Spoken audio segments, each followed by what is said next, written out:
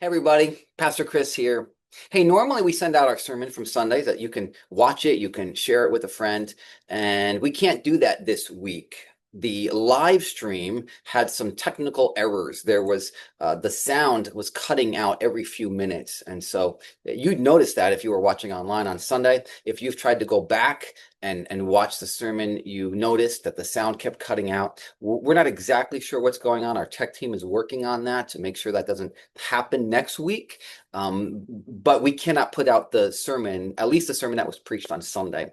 And, we could have just let it go and say, oh well. But it's a 3-week series, and each week is meant to build on the last week. And so I feel like it's important to get part 2 of our series out there. And so I'm just going to pretend like we're doing another sermon, like another service during the week. This is our Tuesday morning service, and you could reflect on some of these passages and reflect on what we talked about Sunday and not miss it. So without further ado, let me jump in. Part 2 of overcoming a critical spirit. In part 1, we looked at what it is. We defined a critical spirit. We talked about the symptoms of a critical spirit, and then we looked at the damage that it does. And the hope from week 1 was that everyone could realize, oh, wow, I struggle with it too. I may struggle with it towards people in general, towards a particular group of people, or maybe you struggle with it towards one individual. It's very common to struggle with a critical spirit towards somebody that you live with, a roommate, a spouse, one of your kids, a parent. So that was week 1, just to be able to acknowledge I struggle with it and then have the desire to overcome it. This week, we're talking about the causes of a critical spirit. What causes it? What leads to a critical spirit? Because we can't just say it's all those fools out there acting like fools. We can't just say it's the issues that our roommate has. That doesn't cause us to have a critical spirit. Those are factors that bring it out of us, but that's not the cause of it. And so what I want to do is, if you imagine a tree and the leaves of a tree, that's the critical spirit. That's the behaviors, that's the symptoms, the leaves of the tree. Well, those leaves come out of branches. What are the branches? What's the trunk of the tree? And then what are the roots?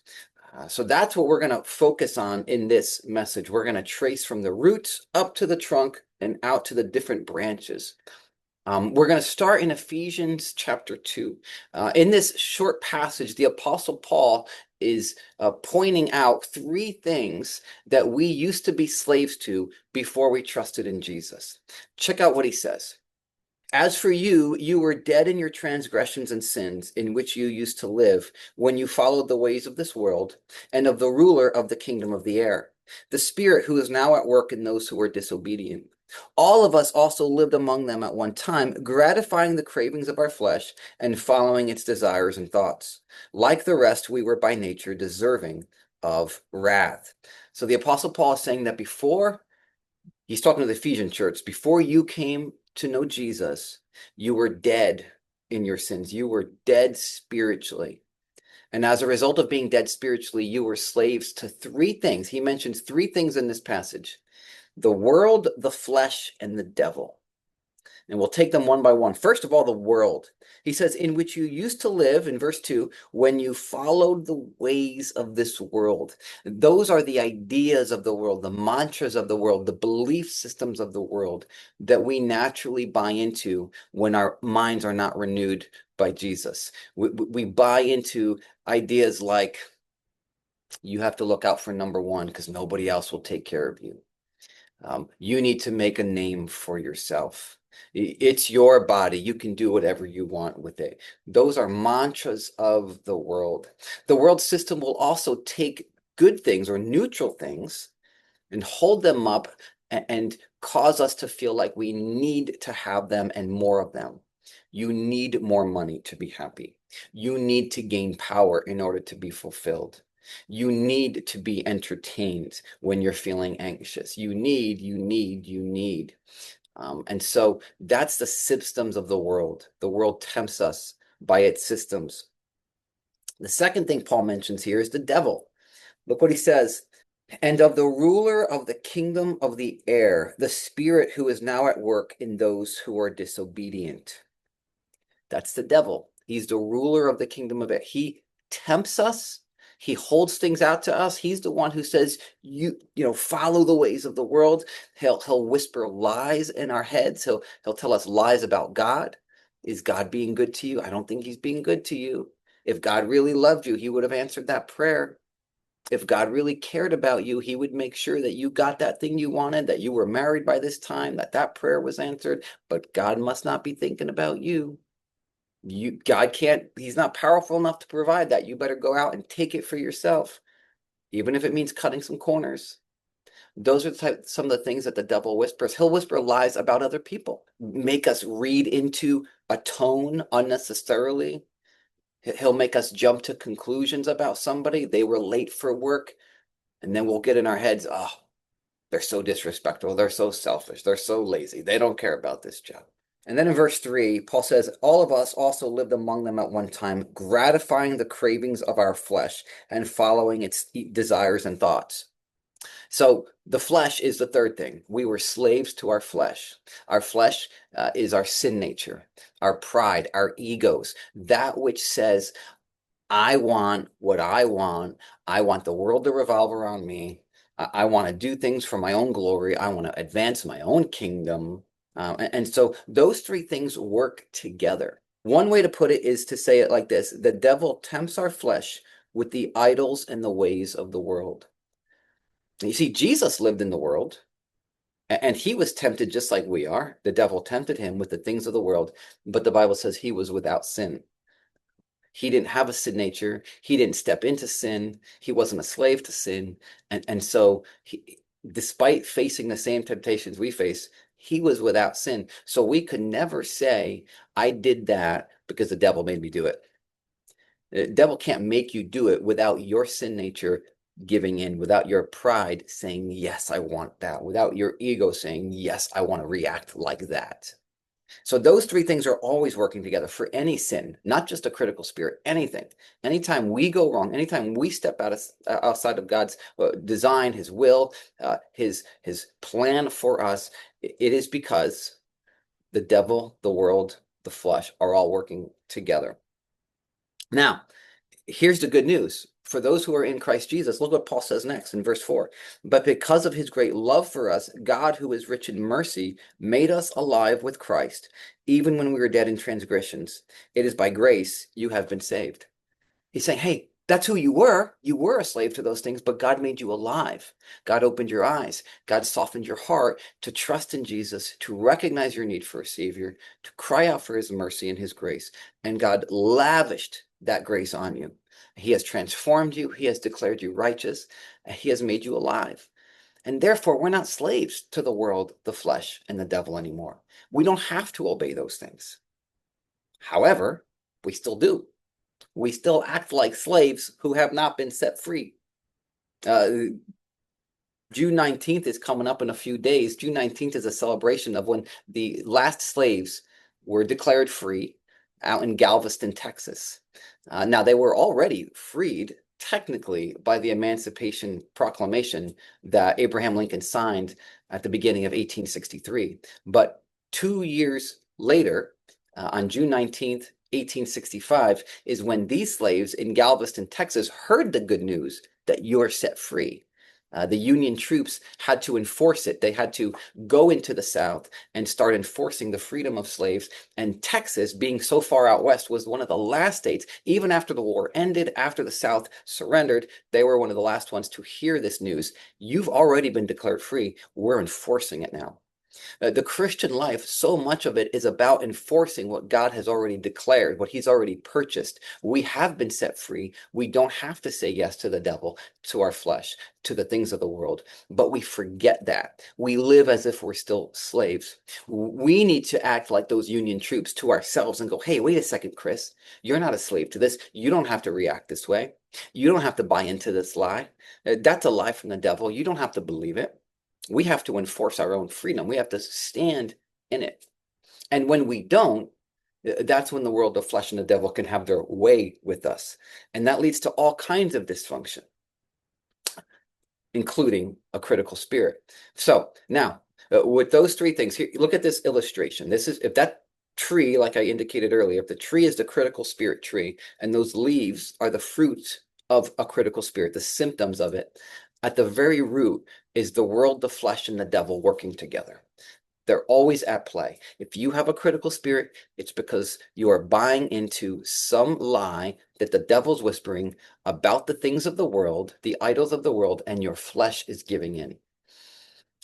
Now, we can't stop there, however. That's not enough to overcome a critical spirit, just to simply recognize that. We have to trace it. How do those things work together in my life, in Chris's life, or in your life, in this particular moment, towards this particular person? And I think as you trace that tree up, the next thing is self-righteousness. I think the trunk of the tree is self-righteousness. Even Christians who have recognized that they're saved by grace can still fall into moments or seasons of being self-righteous. What is self-righteousness? It is this belief that I can stand on my own righteousness. I can depend on my own righteousness. I can earn my own right standing, either before God or other people, sometimes even just to ourselves. But in order to feel like we are righteous based on what we've done, we usually have to compare ourselves to someone else who's not doing as well. That's the point that Jesus makes in the parable that he told in Luke. In Luke 18, 9 to 14, Jesus said this: to some who were confident of their own righteousness and looked down on everyone else, Jesus told this parable. Those who are self-righteous and look down on everyone else, those two things tend to go together. When you're self-righteous, you look down on other people. And he says this: two men went up to the temple to pray, one a Pharisee and the other a tax collector. The Pharisee stood by himself and prayed, God, I thank you that I'm not like other people, robbers, evildoers, adulterers, or even like this tax collector. I fast twice a week and give a tenth of all I get. What is he doing? He's being self-righteous, but because self-righteousness is like an addiction that needs to constantly be fed, or it's like this monster that needs to constantly eat. Well, what does it eat? What does self-righteousness get its fuel from? The faults and the flaws of other people. You cannot maintain a feeling of self-righteousness if you're not feeding off of the faults, the sins, the screw-ups of other people. And that's precisely what this Pharisee was doing. He was feeding off of the adulterers, the robbers, the evildoers in his society, even the tax collector who stood next to him in the temple. That was fueling his self-righteousness. But the tax collector stood at a distance. He would not even look up to heaven, but beat his breast and said, God, have mercy on me, a sinner. So the tax collector isn't self-righteous. He's recognizing he's not righteous. He's a sinner. And what he needs is mercy from God. He cannot stand on his own righteousness, his own good deeds. He's not comparing himself to people who are worse. He's not there saying, well, at least I'm not a murderer. God, thank you, I'm not a murderer. Thank you, I'm only a tax collector. He's recognizing who I am falls very short of God's standard, and I need God's mercy. And look what Jesus says about him. I tell you that this man, rather than the other, went home justified before God. For all those who exalt themselves will be humbled, and those who humble themselves will be exalted. Jesus said this guy went home, the guy who was not self-righteous, who recognized that he wasn't righteous on his own, he actually went home being declared justified by God, or declared righteous. Think about that. The guy who recognized I'm not righteous went home declared righteous by God. Contrast that with the guy who was self-righteous. Thank God that I'm not like all these other fools. Jesus said, no, that guy goes home and he's not justified. He cannot rest on the righteousness that God gives. And I think we can infer from that self-righteous people, when we're acting self-righteous, we cannot rest in God's love. We cannot rest in his grace. Self-righteousness, again, it's this monster that constantly needs to be fed, and therefore there's a restlessness. When am I going to get my next hit?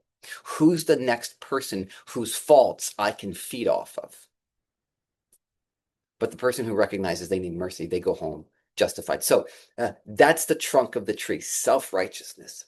So I would say a critical spirit always is because the world, the flesh, and the devil are working together, and always because we are falling into the trap of self-righteousness. I think I would say that all the time. If you've got a critical spirit, you're in the trap of self-righteousness. But I think we can get even more specific. How does self-righteousness play out? All of us are tempted by different things, by different idols, different people's issues bring out different beliefs in our head. So what's the branches? Let's go to the branches now. I want to mention 6 of them. First branch is shame, or another way to put it, a critical spirit towards our self. That's one of the branches. When we're acting self-righteous, when we're basing our righteousness off of what we've done, then we're going to have an inflated ego when we feel like we're doing well. We're going to feel arrogant. We're going to look down on others. We're going to think that we're doing so well. Look at me. Thank God that I'm not like them. But inevitably, we're going to fail. Inevitably, we're going to screw up. We're going to fall short of God's standard, even our own standard for ourselves. We're going to be exposed for not being who we want to be before others. And when that happens, the self-righteous person feels shame. They want to hide. And what that shame often leads to is a critical spirit, even to ourselves. Chris, you're such an idiot. You're wasting everybody's time. You're making the wrong decisions. These are some of the things that can go off in my head. What about you? What goes off in your head? What is on repeat when you screw up? You're such an idiot. You can't get it together. Why does everybody else have it together and you can't get it together? That's a critical spirit towards yourself. And when we're doing that, it's because we're operating in some way out of self-righteousness. We've been trying to, in that season, in that moment, in that day, we've been trying to stand on our own performance. And when we do that, and then our performance falls short, we beat ourselves up. Well, guess what happens when we beat ourselves up? We're going to naturally beat up other people. If a critical spirit is being directed towards us, it's going to bleed out on the people around us. If we're resting in God's love, his love will bleed out when we're squeezed by life. But when the critical spirit is directed towards us, it's gonna eventually come out towards somebody. Sometimes people will even, we do this, it's very hideous, and sometimes it's subconscious, but we look to criticize someone else in order to relieve our own sense of shame. Bullies do this. Right? They might feel shame from being abused at home. They might have an insecurity. If you watch the movie Mean Girls, you see this theme. There's this insecurity of these cool girls, and so they're picking on and looking down on others. I'm not necessarily recommending the movie, by the way. I think this happens with a lot of people online who have a critical spirit that comes out on social media. I think a lot of that is because of shame. They don't feel like they have much going on in their everyday life. No purpose, no sense of worth. And so they go online to find people to pick at, to find bad guys to demonize, to relieve their sense of shame.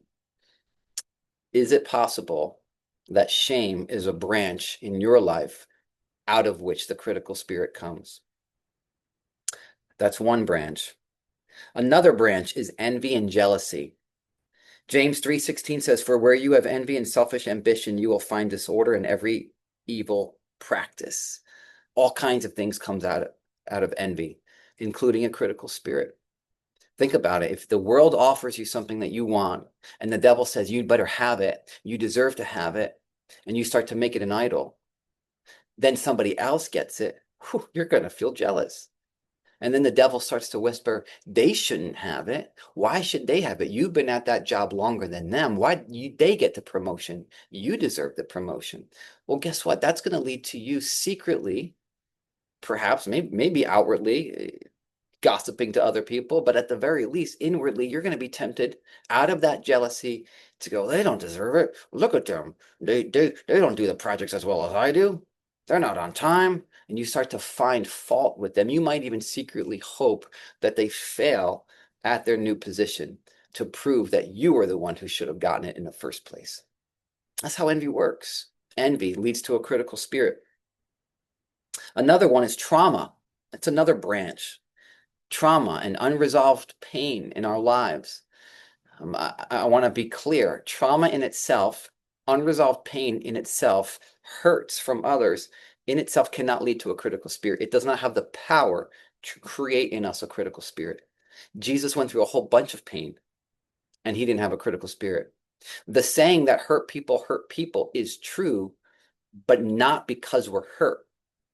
Hurt people don't hurt people because they're hurt. Hurt people because they're sinners. And their hurt, their pain is being combined with their selfishness, their pride, their ego, the world, the flesh, the devil are at work. Their self-righteousness kicks in, and then we react to trauma, and that leads to all different kinds of sins, including a critical spirit.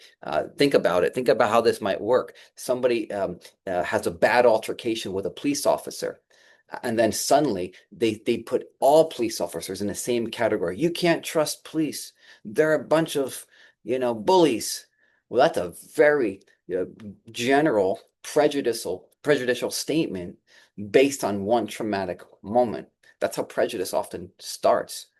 We criticize everybody who looks like, smells like, walks like the one person who hurt us 20 years ago or 10 years ago. I've seen this in the church. People have come into our church having gone through maybe something pretty dramatic at another church. They've been traumatized to some degree. So they come in and they want to protect themselves from that trauma, from anything like that ever happening again. So they start to put up walls. They start to guard themselves a little bit more. But to justify keeping people at a distance, what often needs to happen is that they need to find faults with those people that they're keeping at a distance. In other words, I'm going to reject them before they can reject me. Well, you got to justify rejecting people. So you got to find faults with them. And I've seen this. People come in and they're picking apart. Well, so-and-so didn't say hi to me. And this person didn't do this. And it's like, okay, did you say hi to them? Like, I'm serious. These are small things that people use as evidence that this is why I'm not going to open myself up to relationship with people. One time we had two people in our church who were dealing with a relationship issue, and it was taking a toll on them, and they were trying to work through things. And after a good amount of time, they were both getting so tired, and I could see this discouragement from both of them. And they wanted to give up on trying to reconcile. And I think the ongoing conflict created a trauma in both of them. And both of them, there was a period of time, it was probably just a few weeks long, where they each came to me to tell me that based on their research, they think the other person is a clinical narcissist. They both told me that about the other. If it wasn't so sad, I would have laughed. I think I did laugh, to be honest, because I was like, this is crazy. But that's the effect that trauma has. I want to justify not working through this with this person. The only way to do that is to find all these faults and then line it up with this diagnosis. And that means, I don't have to try to work through it with this person because they're crazy.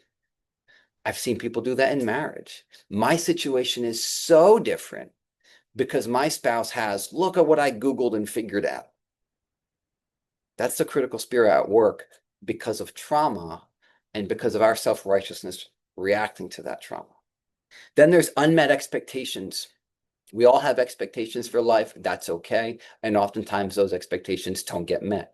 That's okay. That does not mean we have to react with a critical spirit.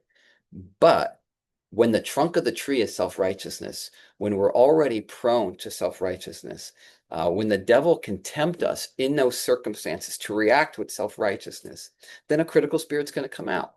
Usually we have an expectation for maybe how the day's going to go, how a meeting is going to go, how family dinner is going to go, and one person gets out of line. One person messes with that expectation, and we start to criticize them. I could have plans for, this is what we're going to do at our family dinner, and one kid's in the bad mood, and I could fall into that. Oh, they're always ruining stuff. They're always got this bad attitude. They always this and they always that, and they never want to. I'm in a critical spirit trap because I have a set of expectations, and maybe they are wrong. Maybe one of the kids is wrong for their attitude or their mood.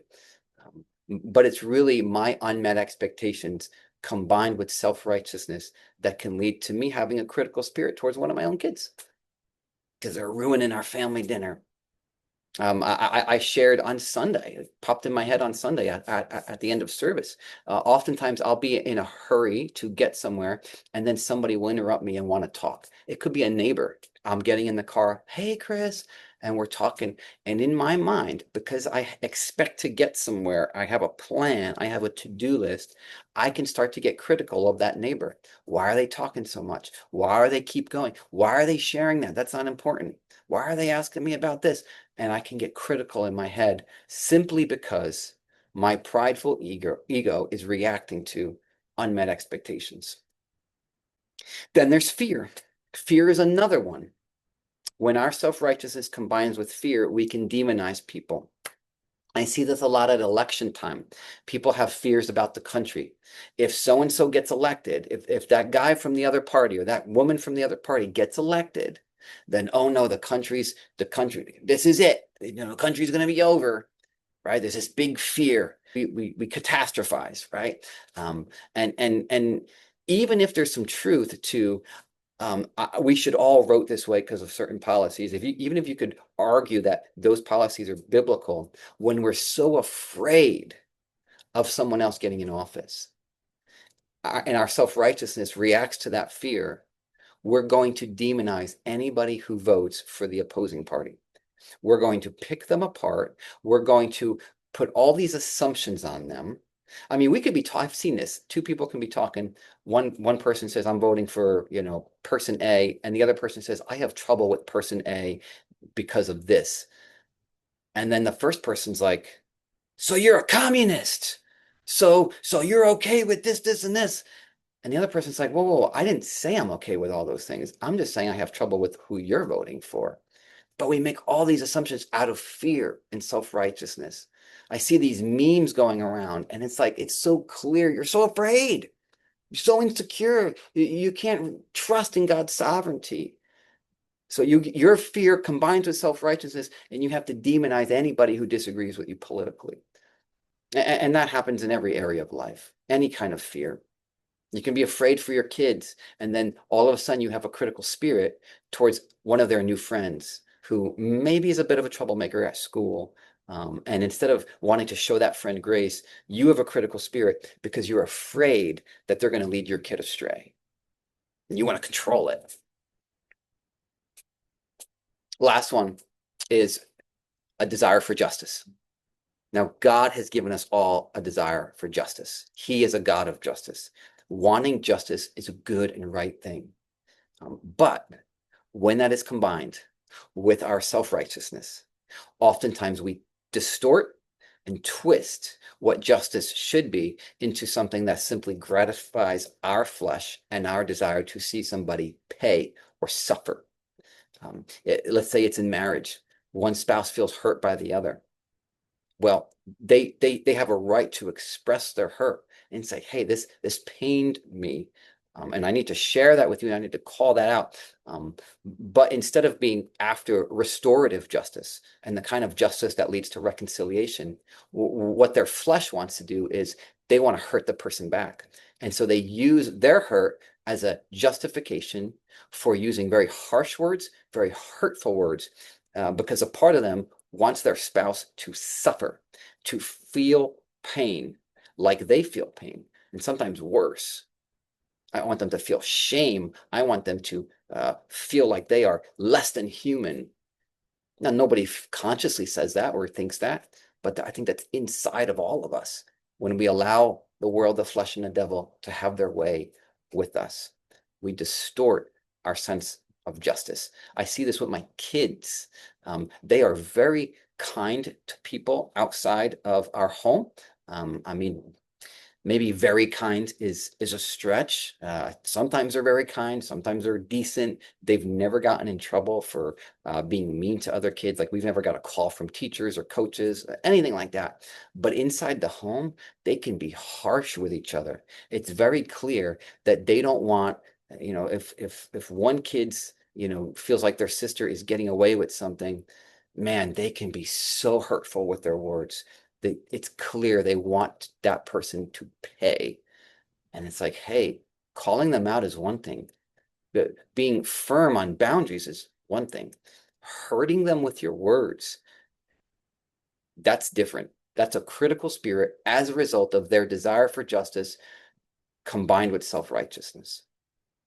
So that's the tree. Those are some examples of branches. If we were to pause and say, Lord, when I had a critical spirit this past week or this past month, I bet one of these branches was at play. And I truly believe self-righteousness was always at play, regardless of how it came out. And so what I would encourage you to do in this moment is to step back and reflect. Ask the Lord to search your heart. In fact, the psalmist said in Psalm 139, search me, O God, and know my heart. Test me and know my anxious thoughts. See if there is any offensive way in me, and lead me in the way everlasting. Ask the Lord, hey, search me right now. Do it right now before you turn this off. Search me, Lord.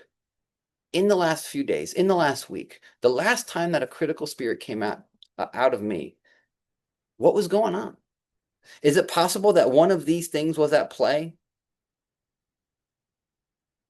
Self-righteousness, shame, envy, a self-centered response to trauma, an angry response to unmet expectations, a prideful response to fear, a prideful desire for justice.